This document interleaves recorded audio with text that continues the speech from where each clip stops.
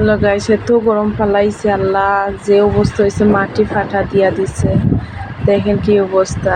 আর আমি এই রৌদ্রের মধ্যে যেতে পারতেছি না, কারণ অনেক পরিমাণ সূর্যর তাপ।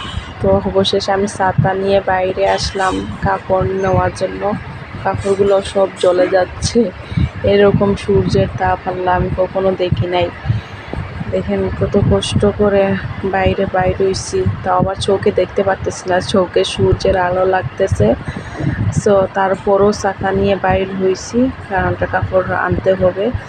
কাপড়গুলো না আনলে তো আবার অবস্থা একবারে শেষ। মাটির তো অবস্থা শেষ, মাটি একবারে ফাইটা কি একটা অবস্থা হয়েছে আল্লাহ।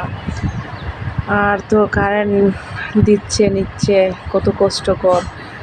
কারেন্টই শান্তি দিচ্ছে না, সূর্য শান্তি দিচ্ছে না। দেখেন আকাশে কি পরিমাণ সূর্য, আহারে কি অবস্থা।